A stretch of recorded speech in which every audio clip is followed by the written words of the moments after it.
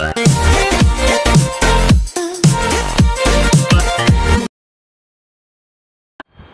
the last video, we have studied about the basic structure of a cell. The basic structure of a cell consists of the three parts. One is the plasma membrane, second is the nucleus, and third is the cytoplasm. Then we divide the cell on the basis of nucleus. One is the prokaryotic cell, second is the eukaryotic cell.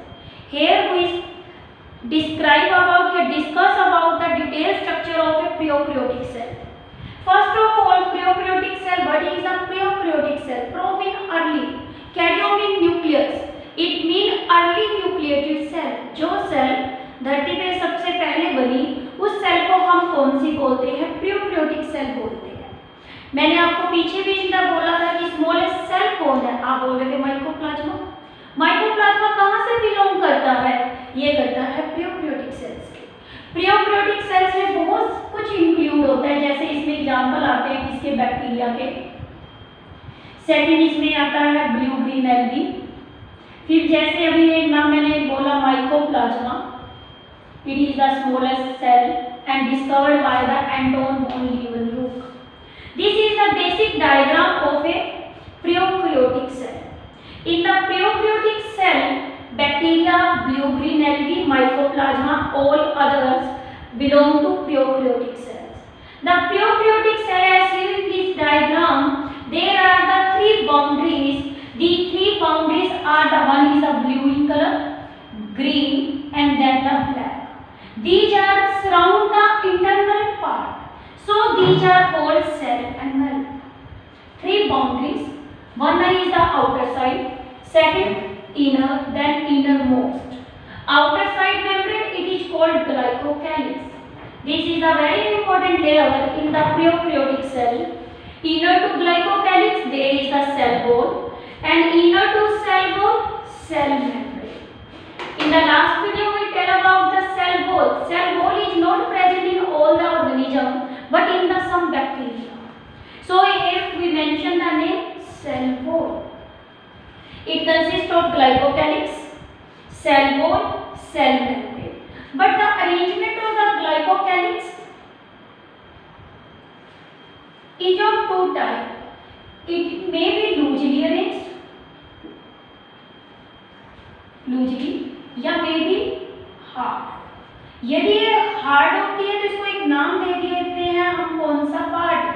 Capsid. यदि ये loosely layer होती है तो इसे हम नाम देते हैं स्लाइम लेयर। यानी three animals, one is the glycocalyx, second is the cell wall, third is the cell membrane. Glycocalyx is loosely arranged, it is the slime layer. It is the hard, then it is called the capsid. And this layer is very important layer. As you know, many bacteria cause the disease in our body. और हमारी body में वो disease कैसे कोज करता है? जब वो bacteria हमारी बॉडी में चला जाता है तो हमारी बॉडी के अंदर सेल के साथ जाके स्टिक कर जाता है, अटैच हो जाता है।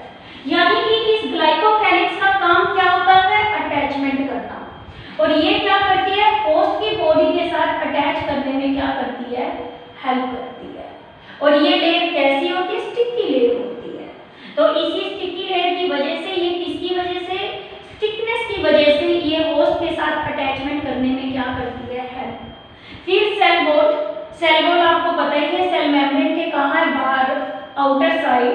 सेल वॉल बैक्टीरिया के केस में स्पेशल सब्सटेंस की बनी होती है जिसे हम बोलते हैं peptidoglycan. And cell membrane is the innermost layer. It is made up of proteins and phospholipid.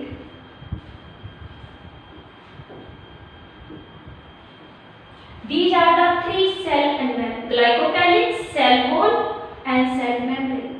These help in the protection of a cell. Now the inner content of the cell membrane, this is called cytoplasma. The inner content of the cell membrane is called cytoplasma. In the cytoplasma here you show the dot-like structure. These dot-like structure either they are the free, या they are attached to membrane. These are called ribosomes. Ribosomes are of the two types. One type of ribosome is the free ribosome. Second type of ribosomes are the attached ribosome. Free ribosomes are present in the cytoplasma. Attached वाले किसके साथ attach है?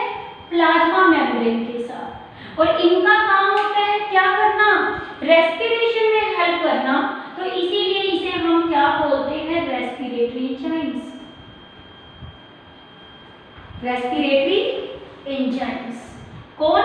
क्योंकि ribosome आपको पता ही हमारी body में क्या काम करते हैं? प्रोटीन फैक्ट्री है। प्रोटीन ही हमारी बॉडी में किसका काम करते हैं? एंजाइम्स का। यानी कि ये वाले राइबोसोम्स कौन से हो गए? अटैच हो गए।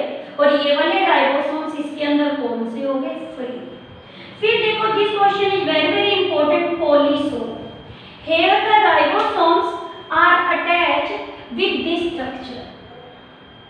These are the ribosomes. This is the mRNA. Or this combination of both, it is called polysome. What is the polysome? Many ribosomes when attached with the mRNA. It is called polysome. This question is very very important, subjective as well as objective case. Now there are the other inclusion bodies. These inclusion bodies are present in the cytoplasma.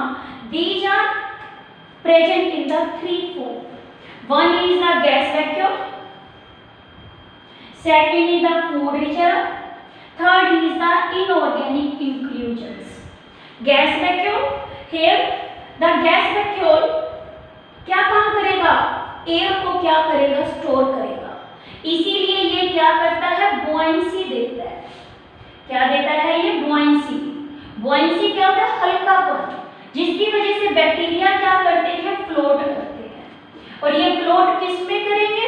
जब ये water में रहेंगे तो ये floating करने में क्या करेगा? रोल प्ले करेगा। Second is the food reserve. जब हम एक्सेस में कोई फूड खा ले या कोई सेल खा लेती है तो वो बॉडी में जाके स्टोर हो जाता है। वैसे ही सारी इंक्लूजन बॉडीज हैं वो बॉडी में कुछ ना कुछ क्या कर रही है? स्टोर कर रही है।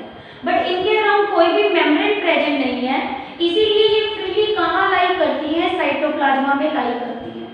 इसके अंदर रिजर्व फूड मटेरियल है वो दो है।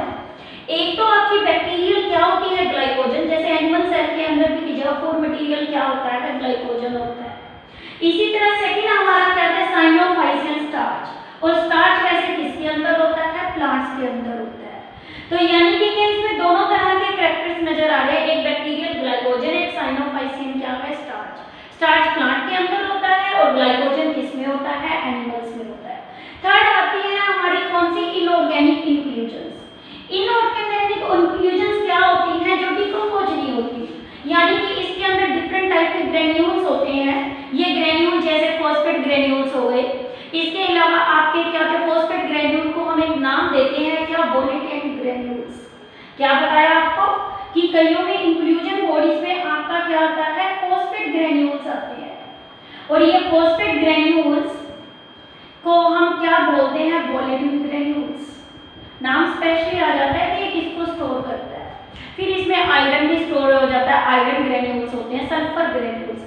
यानी कि जितनी भी इंक्लूजन बॉडीज है साइटोप्लाज्मा में प्रेजेंट है, कोई मेम्ब्रेन से बाउंड नहीं है, बट फिर भी ये क्या है? फूड को क्या कर रही है? स्टोर कर रही है। इसके बाद आती है हमारी membranous structure. This is also important. What are the membranous structure? Membrane structure में देखो सेल मेम्ब्रेन अंदर की तरफ क्या हो गई? फोल्ड हो गई। सेल मेम्ब्रेन जब अंदर की तरफ फोल्ड हो जाती है तो वो एक स्ट्रक्चर बनाती है।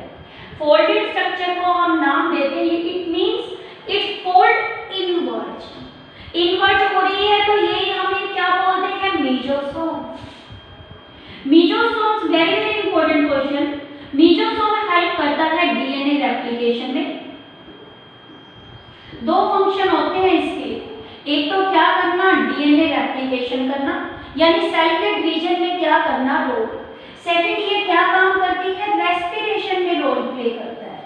This question is also very very important. What are the मीजोसोम्स?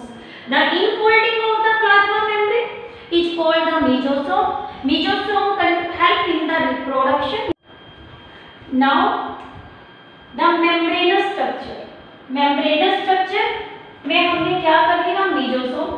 फिर आते हैं क्रोमेटोफोर। क्रोमा वर्ड जो आता है वो किसके लिए आता है, कलर के लिए।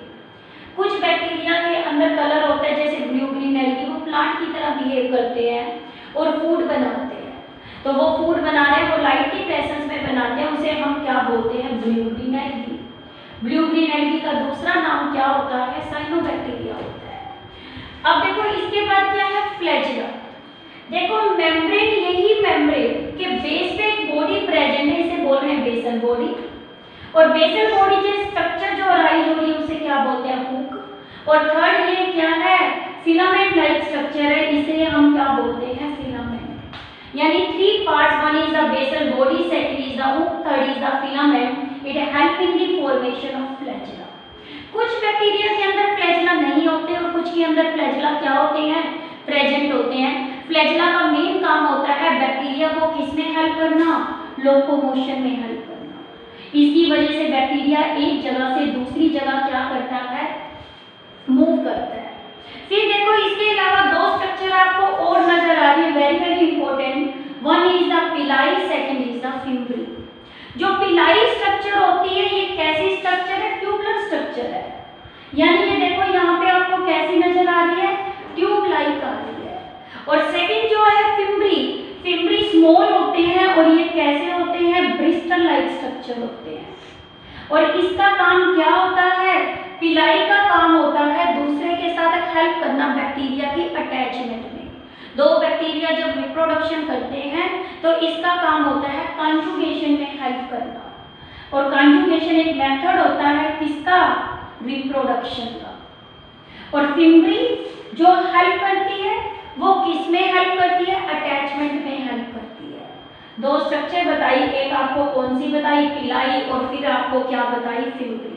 यानी कि मेम्ब्रेनस स्ट्रक्चर, इसके अंदर कितनी स्ट्रक्चर्स हैं, 3 स्ट्रक्चर्स हैं, मेसोसोम, क्रोमेटोफोर। क्रोमेटोफोर कौन सा है, कलर्ड पार्ट। और कलर्ड पार्ट इसकी क्या है, ये भी मेम्ब्रेन का फोल्ड है अंदर की तरफ, दिस वन पार्ट। और इसे हम क्या बोलते हैं, थैलेकोलॉइड। और ये थैलेकोलॉइड क्या काम करता है, पिगमेंट को क्या करता है, स्टोर करता है। अब देखो इसके बाद जो स्ट्रक्चर 2 रह गई हमारी, कौन कौन सी, एक आपको सेंटर में रेड कलर का पार्ट नजर आ रहा है जिसके बेस पे हमने इनको क्या किया था, डिवाइड किया था। एक पार्ट अब क्या है, nucleoid. In the last lecture I describe you the nucleoid, the nucleus which is without membrane. The without membrane nucleus is called nucleoid, or this is the without membrane, freely present in the cytoplasm. Or nucleoid is consist of DNA and protein. It help in the heredity. Heredity का मतलब इसके character एक bacteria से किसमें जाते हैं, दूसरे में जाते हैं। फिर देखो थर्ड इसके साथ ब्लू कलर का राउंडेड स्ट्रक्चर नजर आ रहा है, प्लाज्मिड। ये प्लाज्मिड भी डीएनए का ही बना हुआ है, बट कैसा है, सर्कुलर है, डबल स्ट्रैंडेड है, बट ये न्यूक्लियोइड का पार्ट नहीं है। तो इसीलिए इसको हम क्या बोलते हैं, एक्स्ट्रा क्रोमोसोमल। क्या है ये आपका प्लाज्मिड। प्लाज्मिड जो नजर आता है वो न्यूक्लियोइड के कहाँ है, एडिशनल है, तो इसे हम क्या बोलते हैं, एक्स्ट्रा न्यूक्लियर। और ये कैसा है, डीएनए का बना हुआ है, और डीएनए इसका कैसा है, सर्कुलर। यानी कि प्लाज्मिड एक स्पेशल कैरेक्टर देता है एक बैक्टीरिया को, और ये प्लाज्मिड एक कैरेक्टर जब बैक्टीरिया को देता है तो ये उस कैरेक्टर को बोलते हैं फिनोटाइपिक कैरेक्टर। फिनोटाइपिक कैरेक्टर जो क्या होते हैं, आउटर कैरेक्टर। जैसे कुछ बैक्टीरिया नाइट्रोजन फिक्सेशन करते हैं, नाइट्रोजन फिक्सेशन किसकी वजह से होती है, प्लाज्मिड की वजह से होती है। कुछ बैक्टीरिया के अंदर रेजिस्टेंस होती है, वो भी किसकी वजह से होती है, प्लाज्मिड की वजह से होती है। यानी कि इनका काम कैसे बताया मैंने, nitrogen fixation as a vector. Vector का मतलब ये कैरेक्टर को ट्रांसमिट करता है एक बैक्टीरिया से कहाँ, दूसरे के अंदर। ये कहाँ यूज किया जाता है, बायोटेक्नोलॉजी में। और कुछ बैक्टीरिया में जो रेजिस्टेंस होती है, रेजिस्टेंस का मतलब कई बीमारी ऐसी हो जाती है आपको जो ठीक नहीं होती, मेडिसिन लेने पे भी, तो वो किसकी वजह से ठीक नहीं होती है, आप में प्लाज्मिड की वजह से। और ये सारा स्ट्रक्चर हमारा रिगार्डिंग क्या है, prokaryotic cell. Prokaryotic consist of first content that is the cell wall, three part, one is the glycocalyx, cell wall और cell membrane. Membranous structure that is the one is the mesosome, second is the chromatophore, third is the pili, fimbriae and filament. और cytoplasma contain the ribosomes and inclusion bodies. Other content contain nucleoid part and the plasmid part. This is regarding the structure of the prokaryotic cell.